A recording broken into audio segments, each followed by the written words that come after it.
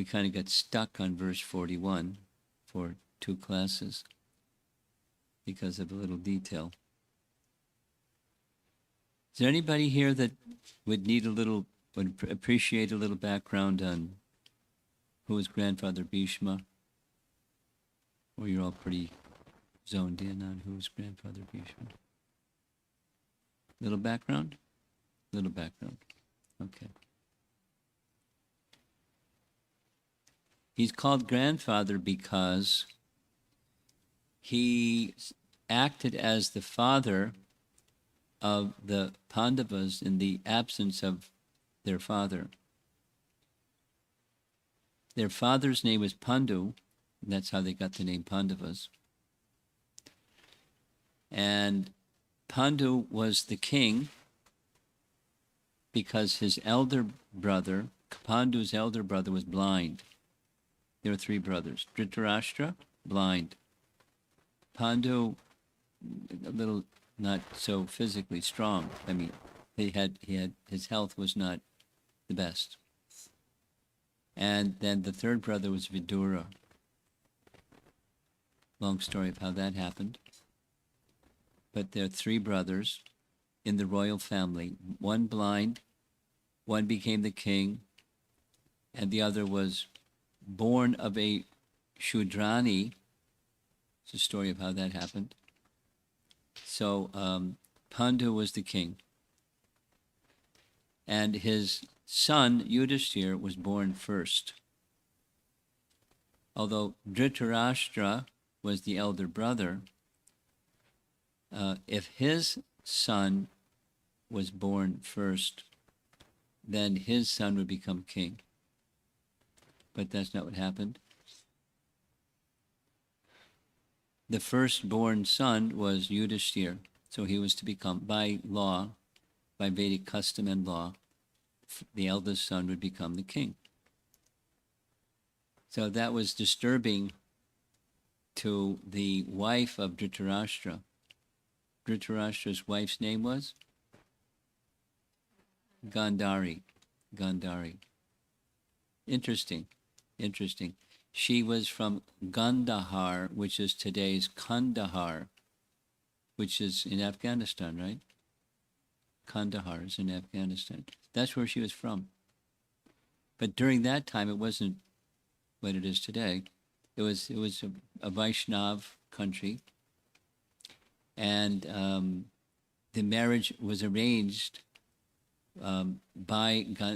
between Dhritarashtra, who was blind, and Gandhari. She accepted, and as soon as she found out that the husband she was going to marry, or the man who was going to become her husband, was blind, she blindfolded herself because she didn't want to be more qualified than he, so she blindfolded herself since he was blind. And as the story goes, she was pregnant before Yudhishthira's mother, who was Kunti, was pregnant, but her pregnancy took a long time to bear fruit. And when she found out that Kunti's son was born first, she had a little bit of a fit. She punched her abdomen really hard, and a miscarriage came. And the miscarriage came out in a very odd way. It was a lump of flesh. One lump of flesh. So she didn't know what to do. A rishi said, cut the lump of flesh into 100 pieces, put each lump of flesh into a jar, and a child would be born from each of those pieces of the one large lump of flesh. And the eldest of her sons was Duryodhana. And I'd like to say his name, Duryodhana, because he was very evil. And next, Dushasana. He was also very evil. And 98 other brothers. And they were all looking up to Duryodhana. and Dushashana. So they did many, many bad things. But always protecting them was Bhīṣma. Why? Because Pandu, this is to make the connection where Bhīṣma fits into the royal family. Pandu died when the boys were still quite young. Just a correction from the other day. They were quite young. In fact, the two twins, there are 5 brothers. Eldest was Yudhisthira. Next was Bhima. And the third was Arjuna. And then there were twins. And the twins were fathered by the Ashvini Kumaras, and they're Nakul and Sahadev. So that's the 5. Pandu died shortly after the pregnancy of Nakul and Sahadev. So the other 3 brothers weren't really old. I wrongly said the other day they were teenagers. They were young boys, and 2 newly born sons. When the 2 newly born sons, there's a single mother in the forest with 5 strapping, hulking young boys. No father to help. She was advised by Vyas, go back to Hastinapur. So they went back to Hastinapur, but there was hostility right away between Duryodhana and Dushasana and these 5 brothers. They were envious because they're really powerful, especially Bhima. So grandfather Bhīṣma took the responsibility of looking after the boys. So he was literally grandfather in all practical ways. And so he had a natural affection for them. And they had a natural affection for him. And that was one of the difficulties when the Kurukshetra battle occurred many, many years later, because grandfather Bhīṣma was on the other side. He was on the other side for different reasons, but one of them ostensibly was by codes of dharma, because he was maintained by the royal family, Dhritarashtra and his family. He was obliged to work with them, to participate with them when there was a conflict. So he sided with the Kauravas and the Pandavas over here. And said Arjuna didn't want to fight against their grandfather. And he didn't want to fight against the guru who had taught them all military science, and that was Dronacharya. And everybody else, they were cousins he didn't like. Fight between families of cousins. No. So that's the beginning of Bhagavad Gita. Arjuna saying no, and he ends up asking Krishna, what should I do? Krishna speaks Bhagavad Gita.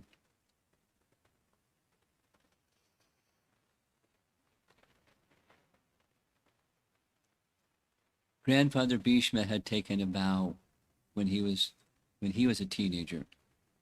2 vows. That one of the vows was so that his father's name starts with an S. Who knows his name? Santanu. That was the father's name. Bhīṣma's father's name was Santanu. Santanu had a fascination. He wanted to marry a fisherman's daughter. King wanted to marry a fisherman's daughter, right? So Santanu went to the fisherman and said, I'd like to marry your daughter. Could I have her hand in marriage? And the fisherman said, no. He said, what? I'm the king. You're a fisherman. I'm asking to marry your daughter. He said, my daughter has a pledge, a prophecy from Parashara Muni that her son will become the next king. or her son will become a king. So if my daughter marries you, you already have an elder son. That's Bhīṣma. So no, you can't. Don't marry your daughter. I won't allow my daughter to marry you.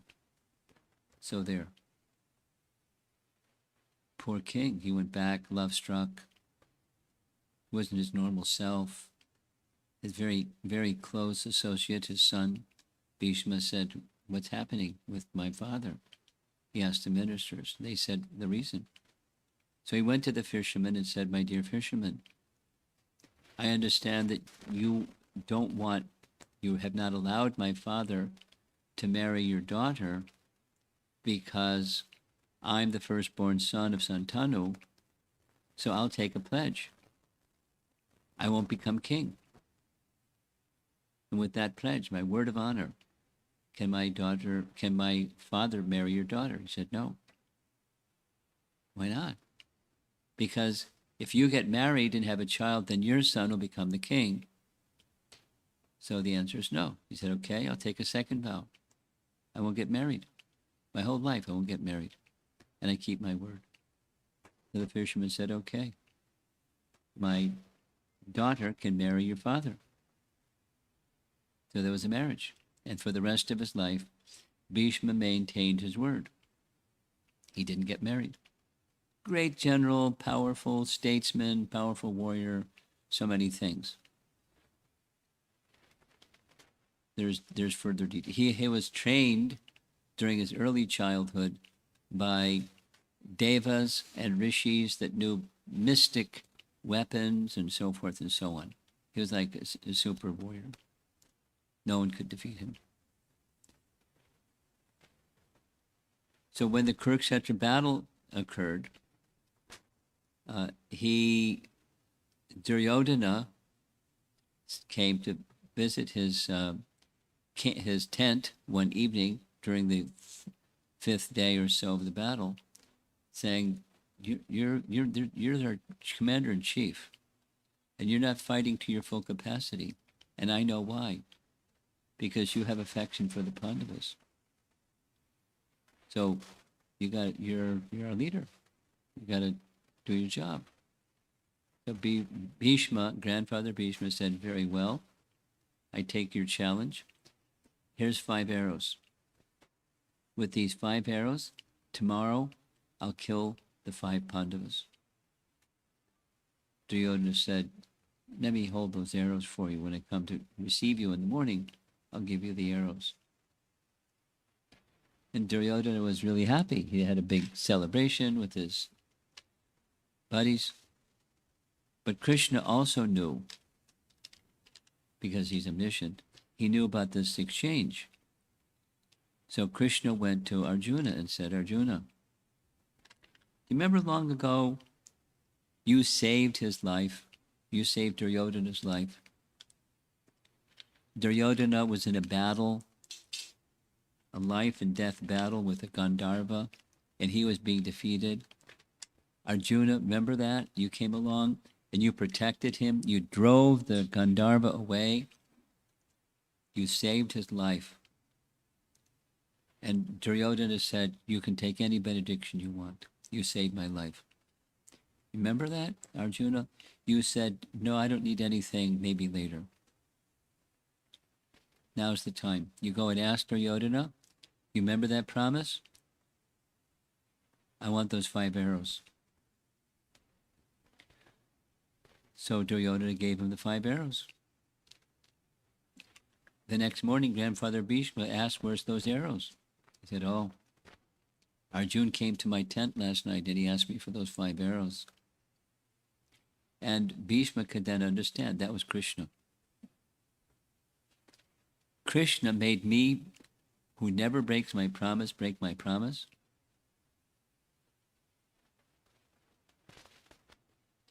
I'll take another vow.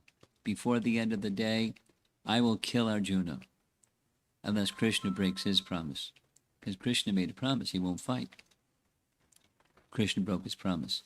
Krishna fought against Grandfather Bhīṣma because Grandfather Bhīṣma knew that Krishna would do that.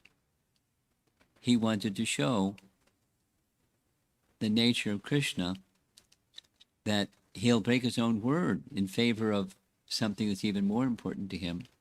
For a Kshatriya, what's more important than keeping their word? Look what Ram did in the whole Ramayana, just to uphold the word of his father. So, this scene in chapter 9 is grandfather Bhīṣma is departing the world. He was given a benediction by his father by making these two vows. His father's benediction was, you won't have to die until you choose the time of death. That was Santanu. So he was choosing his time of death because after the Kurukshetra battle, he was wounded so badly he couldn't move. The way it's described, he was lying on a bed of arrows. There's so many arrows driven through his body that the arrow part was stuck into the ground and the feather part was on the other side of his body. There's a lot of pain. The Pandavas came to see him at the time of his departure. There's many things that happened before this evening. First, Bhīṣmadeva, sections, Bhīṣmadeva pacified Yudhisthira because he was feeling terrible. Because of me, so many soldiers have been killed, so I can become king. What a wretched person I am. And he was feeling really terrible. Well, Bhīṣmadeva managed to pacify him in a number of ways, without going through all of that. And after he was pacified, after Yudhisthira was pacified, Yudhisthira then said, if it's Krishna's desire that I rule the world, can you give me instructions how to rule the world? Grandfather Bhīṣma, you've always guided us in our whole lives. So if now I'm supposed to become the emperor of the world, what am I supposed to do? How to do that? There's a big section in Mahabharata, it's a very short section in this 9th chapter, Bhīṣma's instructions on education and social structures and values and things, and duties of a king. Next section. So that's 3 sections. 2 sections. The 3rd section, he turns his attention to Krishna and starts speaking Krishna's glories. And one of those glories is that although I was fighting against the Pandavas, Krishna has come here nonetheless before my very eyes, because at the time of death, I want to fix my eyes on his form. He knows that, so he came. Krishna is so kind. And many other things describing Krishna's greatness. And then he waxes into, then it's, Then the 4th section is Makara Sankranti. What's Makara Sankranti? It marks when the sun, for those in the hemisphere, the northern hemisphere, the sun stops moving in the southerly direction, and then it starts moving in the northerly direction. Makara Sankranti. So as the sun started moving in the northerly direction, that's an auspicious time for those who can leave their body at will to do so, because they'll ascend to a higher destination. So he's stopped speaking, giving his instructions to Yudhisthira, and he does the Ashtanga Yoga system. He withdraws his senses from sense objects. He consolidates his attention within, Dhyan, Dharana, Samadhi, and he continues to speak Krishna's glories, and that's where we ended up yesterday, the day before. Where we got stuck was Bhīṣma was really loving the part of the Rajasuya sacrifice. Rajasuya sacrifice means the yajna when Yudhisthira was being crowned the emperor.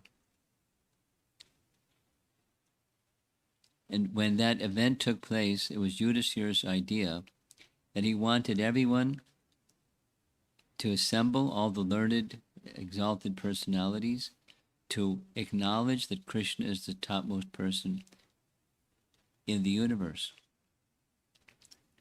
And his point was that some people, they see him as the personality Godhead. And those who see him as the personality Godhead, their destination is one thing. And those that do not see him as the personality of Godhead, their destination is something else. And he wanted the world to see it firsthand, directly. That was his reason for the Rajasuya Yajna. Bhīṣmadeva was there. Bhīṣmadeva and Sahadev. Sahadev is one of the 5 brothers, one of the twins, Nakula and Sahadev. So Bhīṣmadeva spoke, Krishna is the greatest person. Sahadev stood up and expanded on that. And somebody in the audience didn't like it. Who was that somebody in the audience that didn't like it? Starts with an S. Shishupal.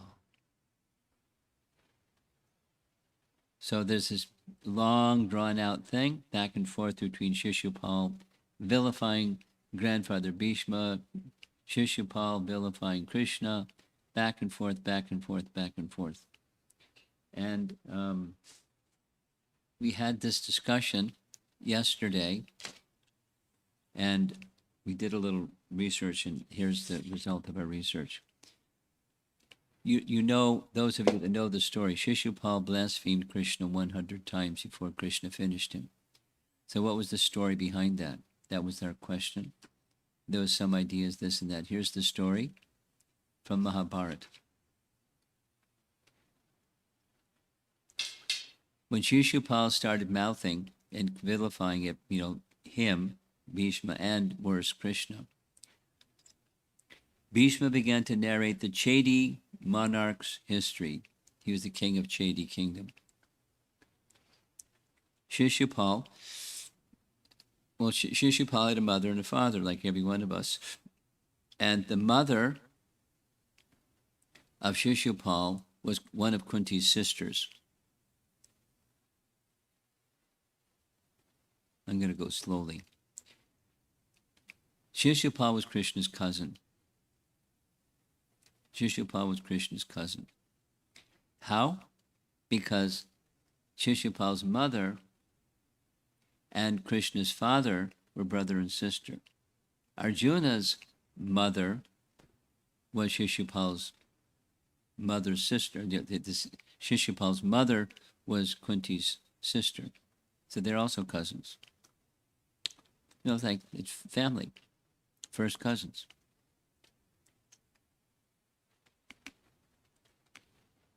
Because Kunti's sister, her name was Shrutakirti. Shrutakirti married the king of Chedi.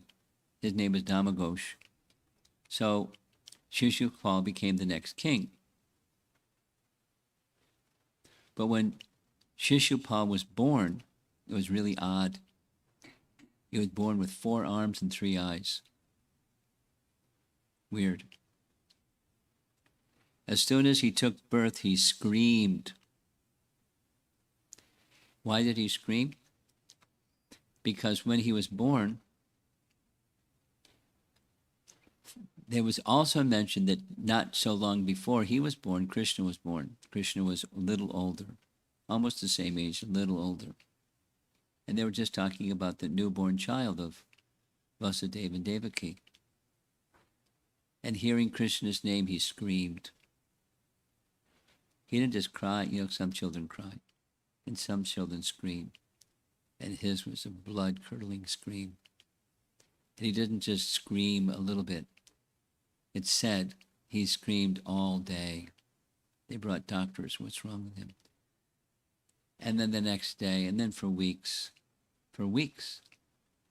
just hearing Krishna's name. He was so inimical to Krishna.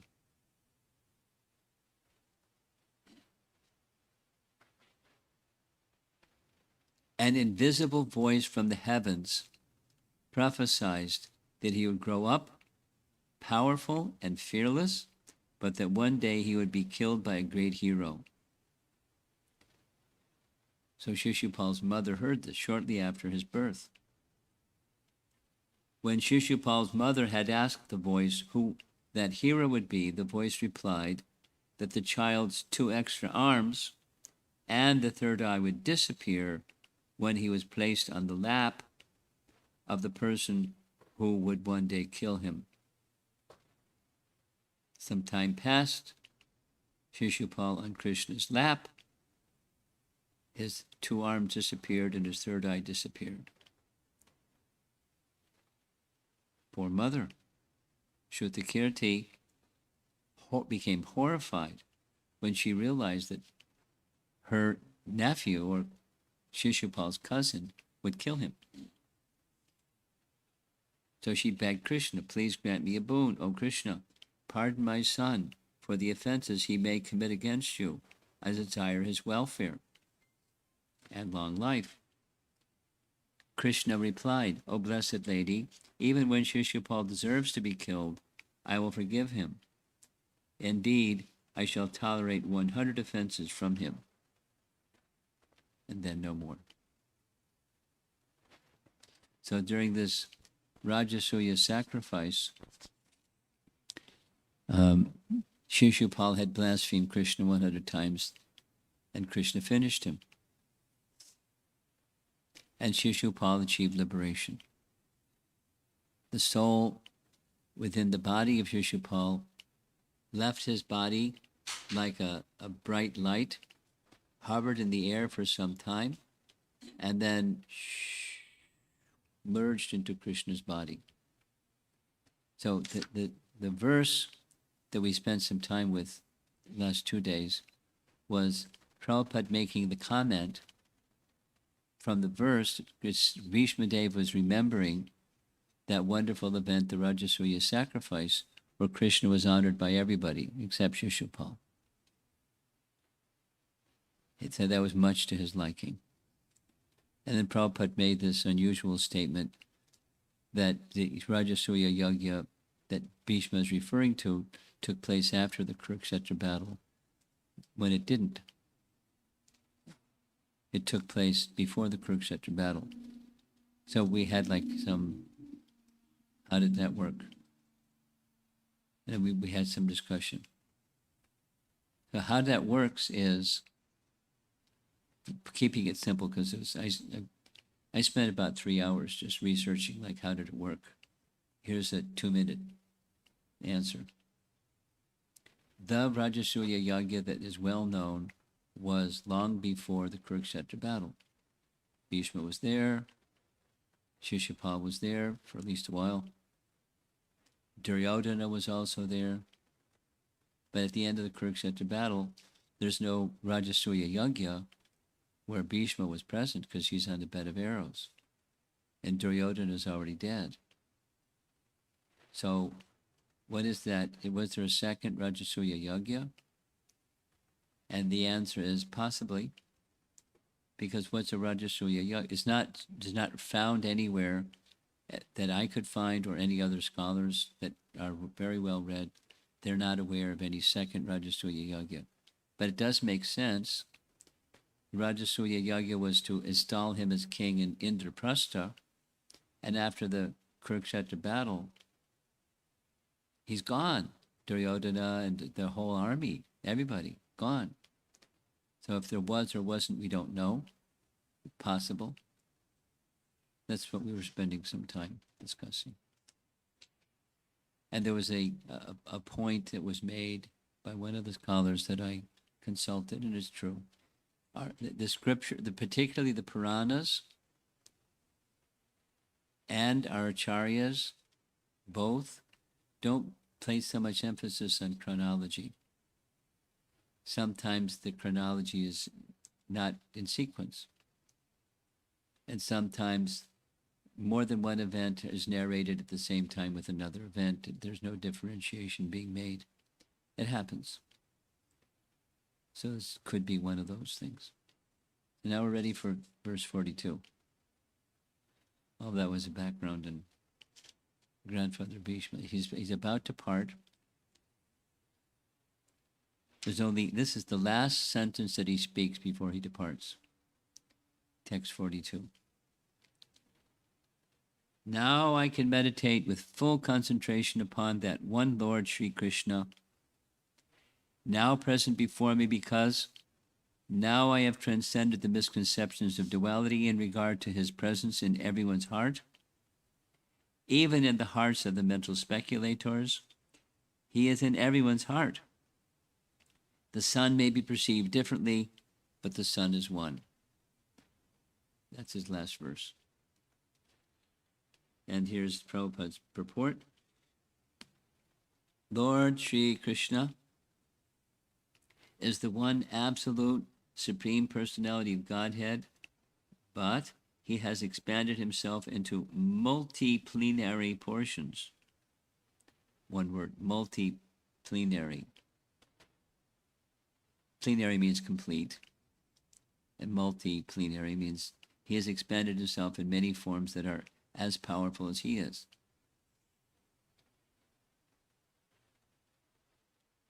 By his inconceivable energy. The conception of duality, that's this material idea of duality, hot and cold, day and night, pleasure, pain, happy, sad, wet, dry, up and down, black and white, summer, winter, happiness, distress. In this world, it's a place of duality. The conception of duality is due to ignorance of his inconceivable energy. In the Bhagavad Gita 9:11, the Lord says that only foolish take him to be a mere human being. Such foolish men are not aware of his inconceivable energies. By his inconceivable energy, he is present in everyone's heart, as the sun is present before everyone all over the world. Sun is one, but sun appears to be everywhere. Someone over here, where's the sun?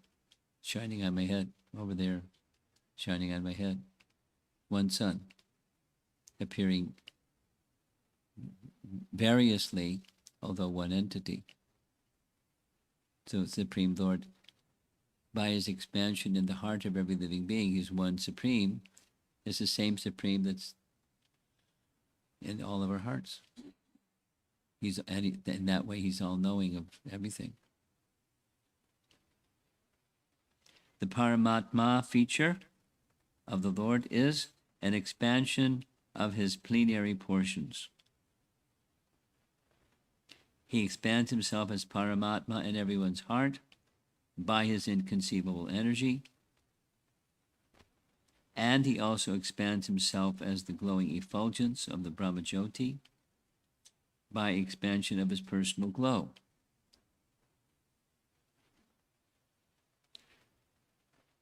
Something that goes back to Canto 1, Chapter 3. There's a statement, important statement. The absolute truth is known as a non-dual substance. Non-dual means not of this world. This world is dual. The spiritual world is non-dual. Advaya or Advaita. The absolute is non-dual. Yet non-dual, there's three features, and that's mentioned here. There's a glowing effulgence, the Brahman feature. All-pervasive glowing effulgence. Next, there's a localized feature in the heart of every living being. That's two. Same non-dual entity. Glowing effulgence, localized feature, and the personal feature, Bhagavan. That's what Prabhupada is paraphrasing here. There's one entity, manifest in different phases or features. It is stated in the Brahma Samhita that the Brahmajyoti is his personal glow. Therefore, there is no difference between him and his personal glow, Brahmajyoti, or his plenary portions as Paramatma. Less intelligent persons who are not aware of this fact consider Brahmajyoti and Paramatma to be different from Krishna. This misconception of duality is completely removed from the mind of Bhīṣmadeva, and he is now satisfied that it is Sri Krishna only who is all in everything. This enlightenment is attained by the great Mahatmas or devotees, as it is stated in Bhagavad Gita 7:19. What's that? That Vasudeva is all in everything, and that there is no existence of anything without Vasudeva. So that's a paraphrase. Nice verse.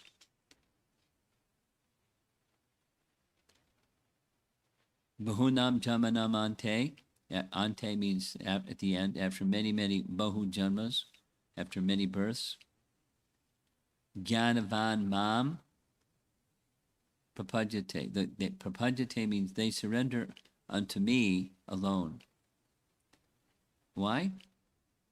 Vasudev Sarvamiti. They understand that Vasudeva, Krishna, is everything, and such a great soul is rare. Sa Mahatma, this great soul, Sudurlabha, very rare. Sudurlabha.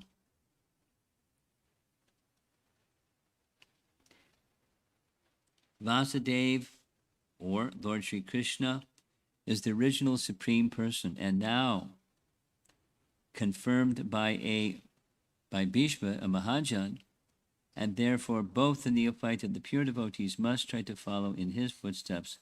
That is the way of devotional line.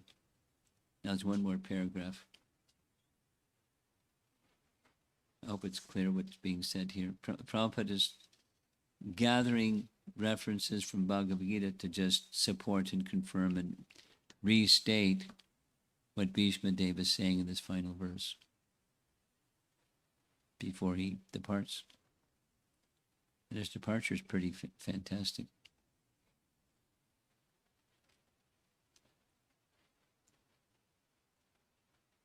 The worshipable object of Bhīṣmadeva is Lord Sri Krishna as Parthasarati. What does Parthasarati mean?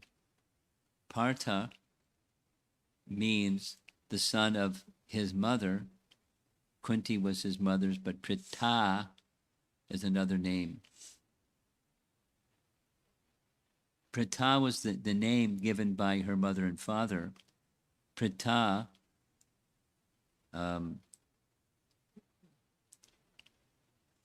her father had a friend, and the father's friend was without children, Kunti Bhoja.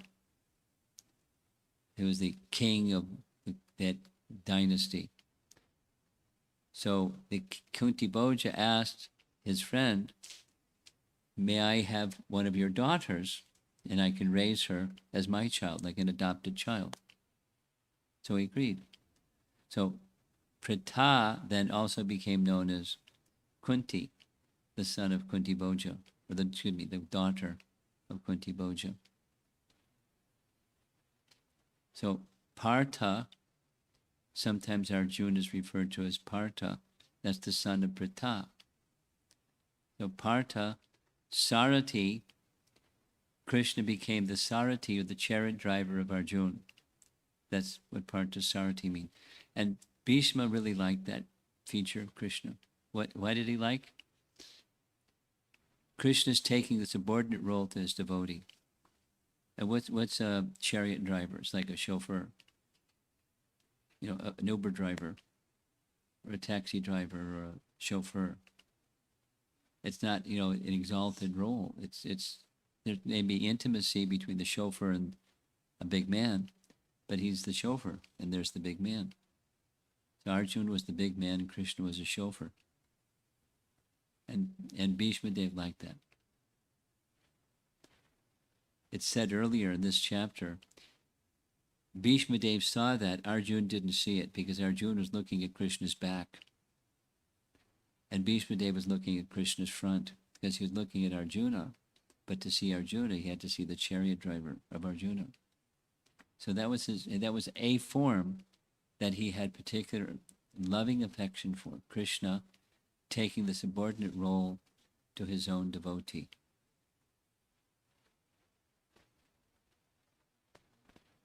I'm going to tell a little story and then I'll finish the paragraph and then we're done. Anyone here, is anyone here needing an explanation of who is Lord Chaitanya? Everybody knows who is Lord Chaitanya. So Lord Chaitanya was traveling in South India. The pretext was he was looking for his elder brother, whose name was Vishwarup, because he had taken sannyas and he wanted to find him. He was told that he had gone to South India. So he was searching for his elder brother.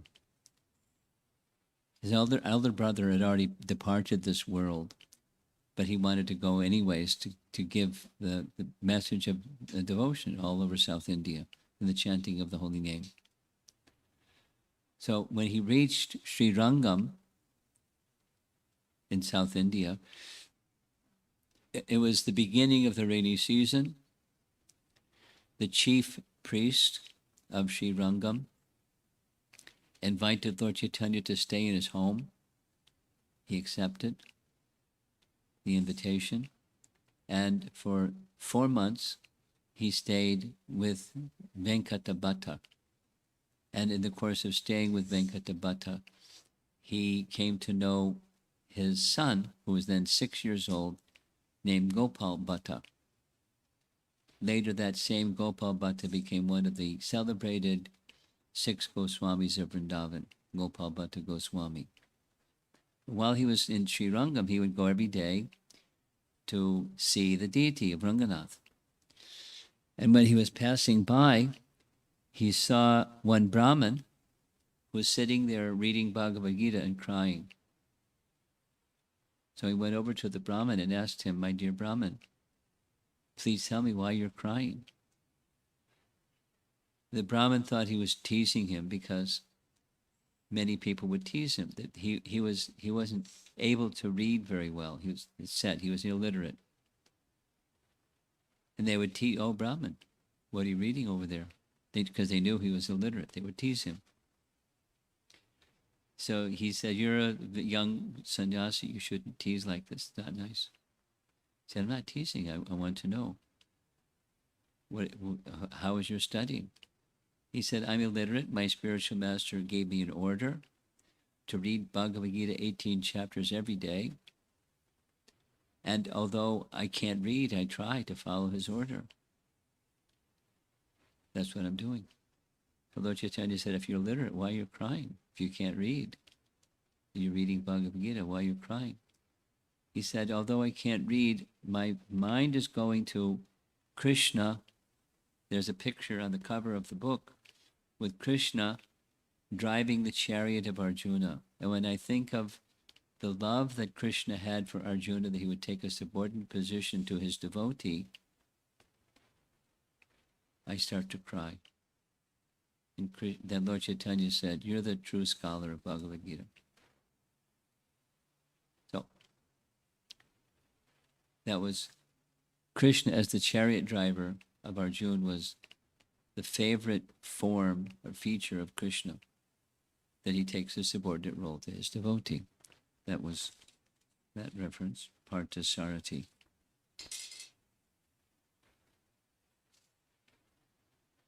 And that of the gopis is the same Krishna in Vrindavan as the most attractive Shyamsundar. Sometimes less intelligent scholars make a mistake and think that the Krishna of Vrindavan and that of the Battle of Kurukshetra are different personalities. But for Bhīṣmadeva, this misconception is completely removed. Even the impersonalist object of destination is Krishna as the impersonal Jyoti, and the yogi's destination of Paramatma is also Krishna. Krishna is both Brahmajyoti and localized Paramatma, but in Brahmajyoti or Paramatma there is no Krishna or sweet relations with Krishna. In his personal feature, Krishna is both Parthasarathi and Shyamasundar of Vrindavan, but in his impersonal feature is neither in the Brahmajyoti nor in the Paramatma. Great Mahatmas like Bhīṣmadeva realize all these different features of Lord Sri Krishna, and therefore they worship Lord Krishna, knowing him as the origin of all features. That's the end of the purport. Now there's a summary. There's a teaching at the beginning. I mentioned it, now I'll say the verse. Vedanta tat tattva vidas tattvam yad jnanam advayam brahmeti paramatmeti bhagavaniti shabdate. Prabhupada referred to it many times. Learned Vedantists have concluded the truth of Krishna is he is non-dual. Mentioned already, dual, non-dual. He is in the non-dual category. And second part, that non-dual Krishna is manifest in three features. Brahmeti, Paramatmeti, Bhagavaniti, Shabdyate. So that these learned Vedantists, they've reached this conclusion. Bhīṣmadeva had that conclusion. There's some that don't have that conclusion. They think all that there is Brahman. Some people think that the topmost feature of the Supreme is the Lord of the heart. And there are other Vedantists or other great devotees that understand the personal feature includes both. And so they're knowledgeable in all three features, while principally attracted to the loving aspect, like the Brahmin who was reading Bhagavad Gita and crying. The loving, and Bhīṣmadeva who was appreciating Krishna as the chariot driver of Arjuna. The Supreme has a loving feature, and that loving feature becomes subordinate to the love of the devotees. That's the nature of the Supreme Lord. It's a very wonderful conception of the lovingness of the Supreme, so much so that he subordinates himself to the love of his devotee. And that's Bhīṣmadeva. And we're drawing to a close. We mention this almost every evening. Bhīṣmadeva's primary relationship with Krishna is dasya, or servitude. He has vast knowledge, but his primary rasa, or mood of service, is dasya. Arjuna's primary mood is friendship, sakya. There's parental affection, Vasudeva and Devaki, parental affection, or Nanda and Jasoda, parental affection. And there's Madhurya, Krishna's queens in Dwarka, and Krishna's gopi friends in Vrindavan, or conjugal affection. And these are four of the principal rasas that by hearing Srimad Bhagavatam we become a little bit acquainted with.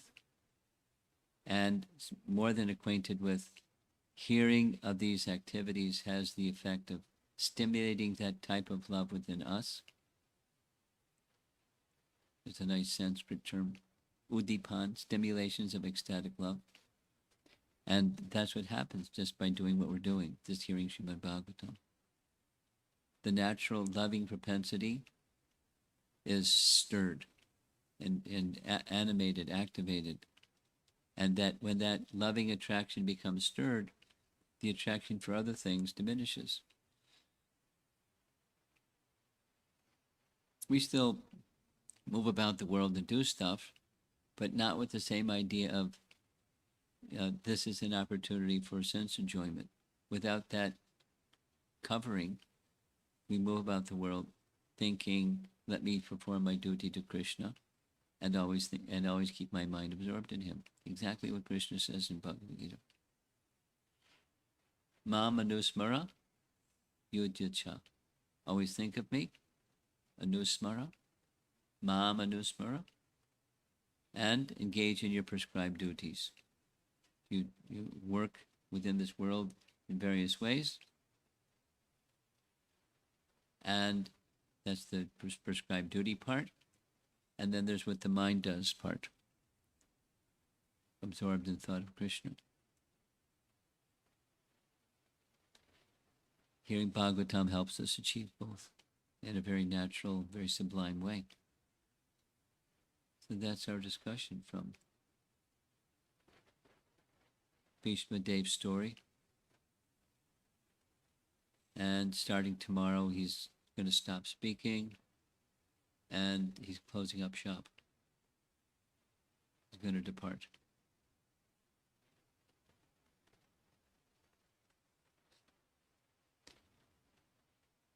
Any discussion?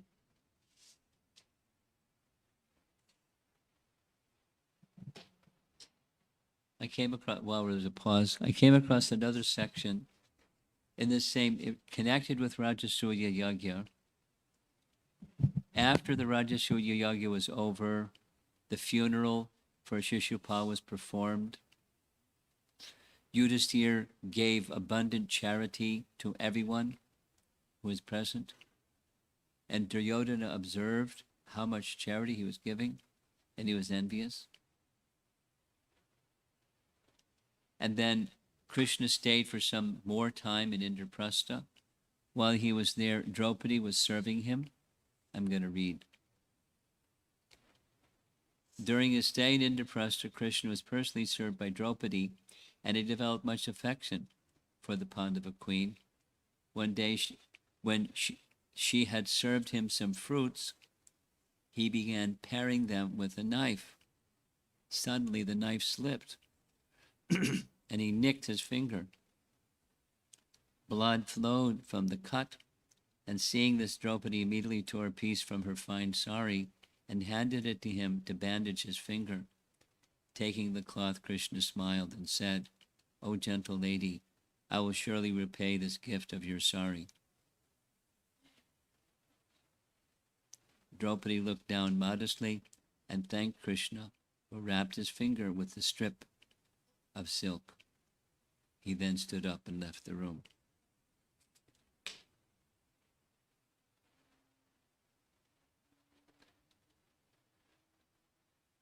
Better than Sherlock Holmes, far better.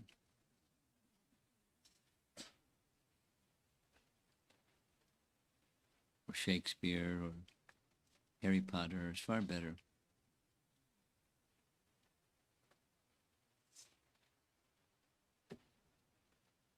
Okay, any discussion? We have a portable microphone. You just have to lift your hand and we'll bring the microphone to you.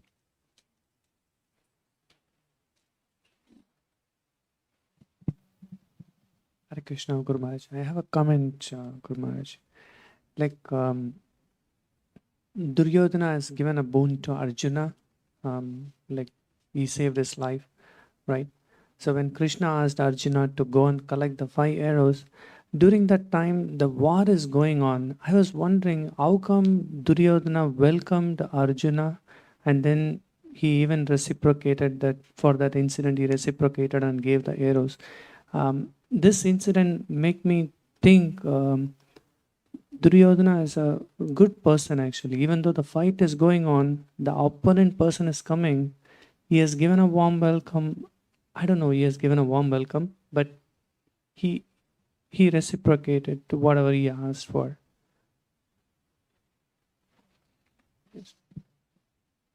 Modern time is not like this, but Vedic time was like this.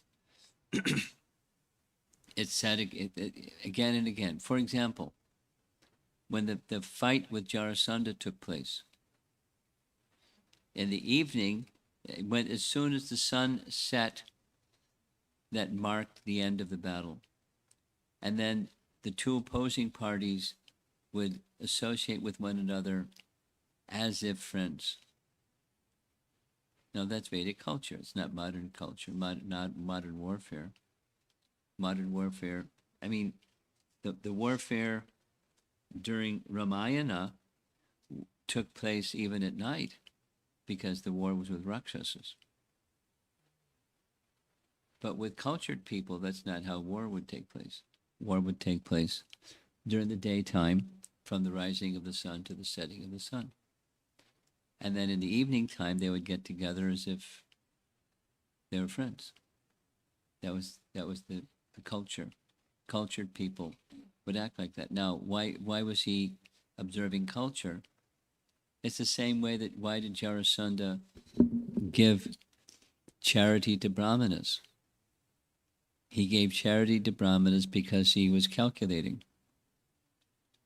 I'll do this because it'll earn some pious credits. When I have pious credits, I'll have greater strength and I can do more things with those pious credits that are duskriti. Kriti means merit or piety. Sukriti means you use that piety for good things. And duskriti means you use that piety or merit for bad things. You used to hurt people. And so the essence of Duryodhana was he hated Krishna. And he hated the Pandavas. He hated the Pandavas more than he hated Krishna. He was just envious. Very envious. He really despised the Pandavas. And for that reason, he tried to kill them so many ways. He was he had different suggestions from different of his buddies, and so his demoniac-ness was inimical to the devotees, the Pandavas in particular.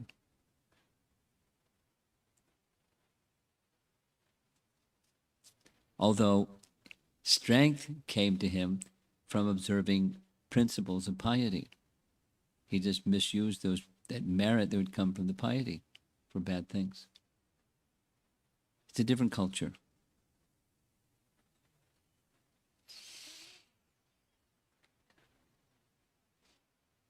Vedic culture.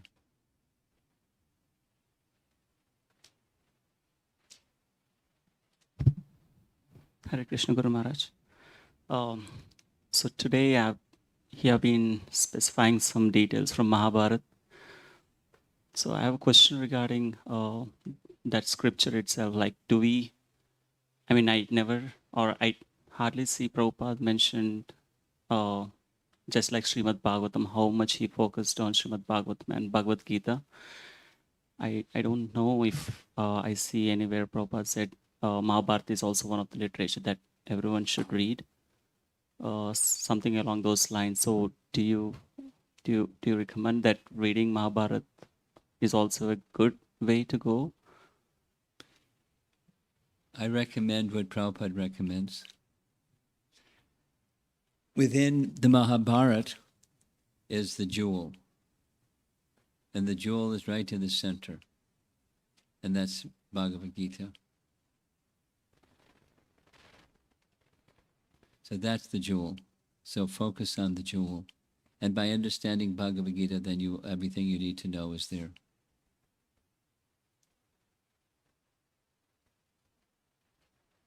Now, there's no harm in reading Mahabharata. But your question wasn't, was there harm? Your question is, should as much strength and weight be given to reading Mahabharata as Bhagavad Gita, Srimad Bhagavatam? The jewel that's within Mahabharata, that's where especially attention should go.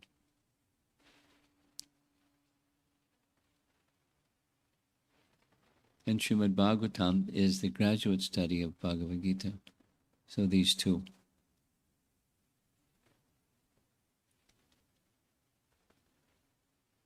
Now, there's the emphasis in Mahabharata is different than the emphasis in Srimad Bhagavatam. In Mahabharata, a vast element or kind of emphasis is good and bad, right and wrong, dharma and adharma. You stay on the side of dharma and you're protected. You go to adharma and you're in difficulty. The Bhagavatam's emphasis is not so much dharma, adharma, it's devotion to Krishna. Like the conclusion of Bhagavad Gita, Sarva Dharmam Parityaja Mam Ekam Sharanam Braja. So Bhagavatam emphasizes the mamekam sharanam, the position of service. And subset or subordinate to service is knowing what's right and wrong, what is to be done, what is not to be done. So it's not a 0, what's to be done, not to be done, but it's not a 10.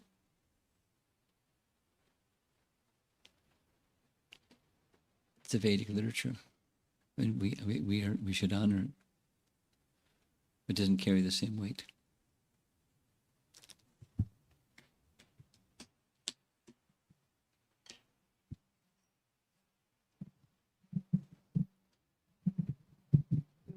Guru Maharaj, on the same lines as what he asked right now, I was just wondering, is there a sequence of reading or learning? Like, do you have to start with Bhagavad Gita and then go to Bhagavatam and then go to... Because right now I was just listening to Chaitanya Charitamrita and I really liked all the things which was in that. So can that be read before Bhagavatam? Or is there a certain sequence of reading them? Whatever attracts you, do that. Because it's transcendental or transcendental or transcendental. Strawberry, vanilla, or raspberry. No chocolate. They're different flavors. So there is a hierarchy: undergraduate, graduate, postgraduate. Chaitanya Charitamrita has sections in it that are the postgraduate study. And it will enhance your understanding of the postgraduate study to have completed the graduate study. However, there are many parts of Chaitanya Charitamrita that's past time, and they may not be understood as completely as if you've completed the undergraduate, graduate studies, but they're very attractive. And it may give you impetus to go back and read more carefully the undergraduate, graduate. But there is a sequence, but whatever is attractive, do that. Then you'll have to go back and read it again and read it again, and you'll find things when you read it again and read it again that you didn't see first time, second time, third time. Even Bhagavad Gita is like that. So it's good to get a good foundation before you build the house.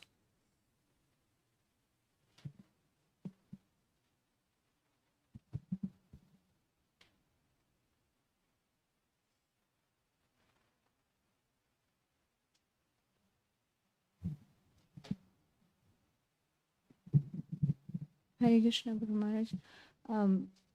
So although like the whole purport was for this verse only, but I'm still trying to understand more on this. Like Bhīṣmadeva is saying, I have transcended the misconception of duality in regard to his presence in everyone's heart. So I'm not like understanding fully this point that he has a lot of knowledge and he has like imparted that knowledge to Yudhishthir. And then he's now saying that now, so I have transcended the misconception of duality in regard to Krishna's presence. So he had that knowledge already, right? Correct. So, and also what does he mean by this statement? Perfect, more perfect, most perfect. It's like a camera lens, and then you get a sharper focus, and you get a sharper focus. Mm-hmm.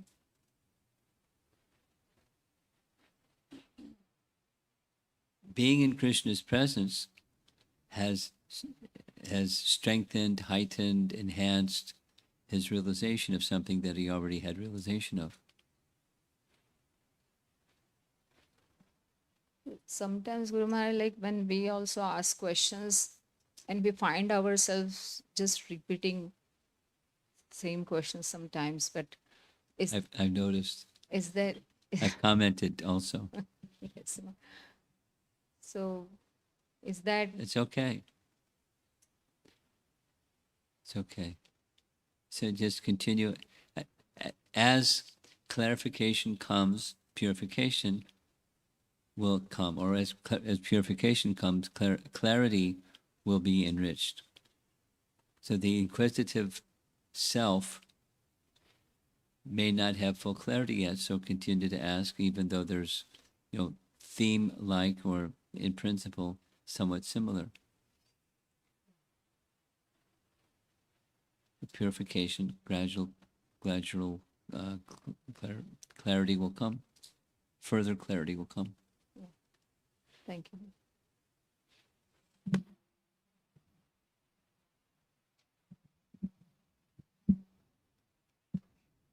Am I? Okay.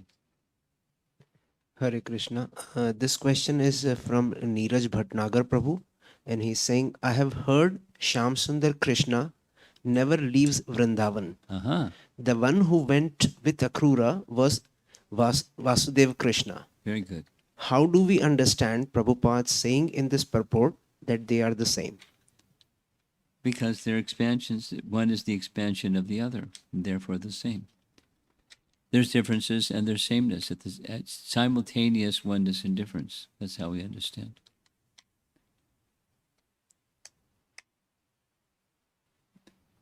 The Supersoul is Krishna. And the Supersoul is distinct from Krishna. In certain aspects, it's distinct. Not a full expansion. The fullness of Krishna is not found within Paramatma. But the existence of Paramatma is Krishna's expansion, so they're non-different. Anything else? This question is from Chinmay Desai Prabhu. He's saying, Hare Krishna Maharaj, referring to Ramayana, there has been incidents like that of Puranic origins of river Ganges, which I find to be mythological than real. How do I reconcile with these topics? Understand that your faculties of senses and mind are quite limited and defective. There are things that are beyond our limited mind and senses, and therefore they seem mythological. And that's how you process it. You don't have experience of the descent of the Ganges. So how does the Ganges descend? You hear in the scripture. It's in Ramayana, and it's almost identical in the Srimad Bhagavatam, and almost identical in Mahabharata. There's 3 such references. It's almost identical. There's some details. I say almost. There's some details that differ slightly, but almost identical. So it's such authoritative literature.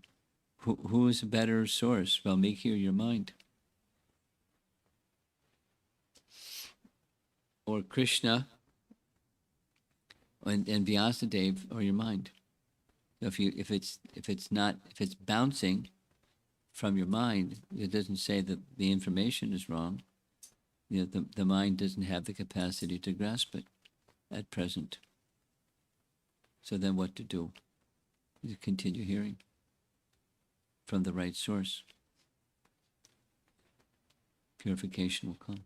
Then when purification comes, then you have a clearer understanding. Same as the earlier discussion. Anything over here? You're passing? You have something. No, but you have something. Yes, Maharaj. Today we talked about George Harrison. So I have a question. It's not kind of a question, Maharaj, but I wanted to know, I think George Harrison was not initiated, I think, Maharaj.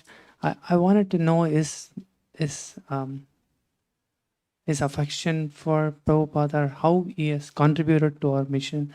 I have a lot of respect for him. You can read a book there's multiple books, but one I would recommend if you want to read a book is written by Joshua Green or Yogeshwara. The title of the book is My Sweet Lord, and he was involved in that period of time in England and working closely with the Beatles. He was one of the musicians, etc., etc., etc. So, and he's an excellent writer, so he knows the inside story.